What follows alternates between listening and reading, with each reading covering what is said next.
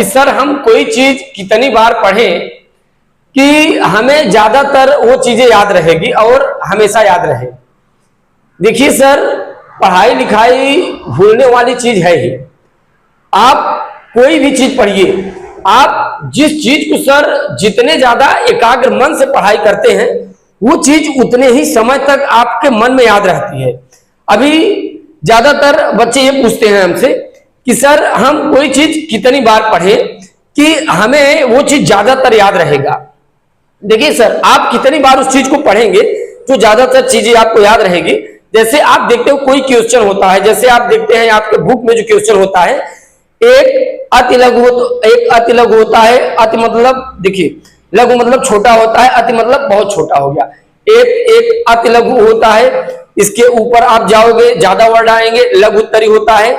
फिर इसके ऊपर होता है दीर्घ उत्तरी होता है, फिर इसके ऊपर आप जाओगे विस्तृत उत्तरी हो जाता है।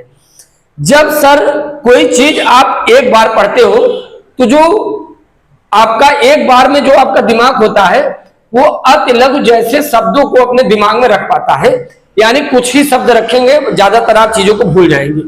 जब उसी चीज को सर आप 2 बार पढ़ेंगे ना, उसी चीज को जब आप 2 बार पढ़ेंगे तो वो चीजें आपके दिमाग में ज्यादा समय तक याद रहेगी, ज्यादा समय तक याद रहेगी। ध्यान देना, जब आप 2 बार पढ़ेंगे और जब सर आप 3 बार पढ़ेंगे, तो जब 3 बार आप पढ़ेंगे, जो आपने देखा सर दीर्घ और विस्तृत उत्तरी प्रश्न है, इतने बड़े बड़े सर जो प्रश्न हैं, आपके सारे के सारे क्वेश्चन के जो आंसर है याद हो जाएंगे।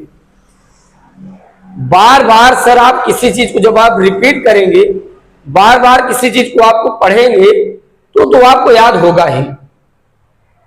और सर भूलना ये आपकी मनोवृत्ति है।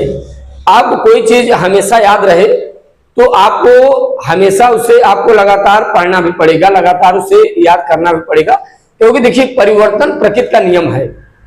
और हमारी जो दुनिया है और जो हमारे इस संसार के महान पुरुष जितने भी अभी तक जन्म लिए हुए हैं, अगर इनसे आप पूछोगे, महान सार मेटाफिजिक्स महान लोग यही कहते हैं, जो चीज जितनी ज्यादा एकाग्रता से पढ़ी जाती है वह चीज उतने ही ज्यादा समय तक हमारे मन में एकाग्र होनी चाहिए। वो चीज उतने ही समय तक हमारे मन में रहती है। आप कोई चीज सर जितने ज्यादा एकाग्र मन से पढ़ाई करेंगे, जितने ज्यादा सर एकाग्रता से पढ़ाई करेंगे, वो अक्षर वो शब्द उतने ही ज्यादा समय तक आपके मन में हजम करके रख सकता है। आपका जो मन है, मेमोरी है। और सर आपको बता दें, इस दुनिया की सर कोई भी शक्ति आपके मन की शक्ति से बड़ी है ही नहीं। आप लिख के ले लीजिए सर, दुनिया की कोई भी शक्ति सर आपके मन की शक्ति से है ही नहीं, कोई भी शक्ति।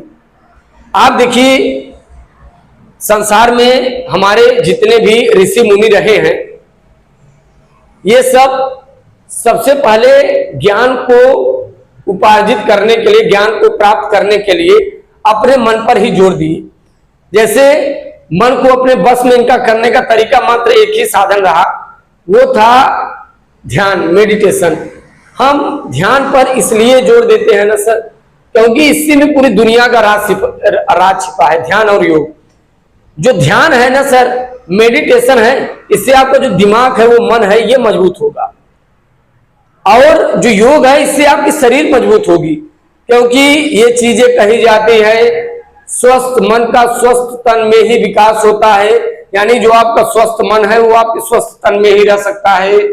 अगर आपका शरीर का कोई भी पार्ट खराब हुआ तो आपका मन जरूर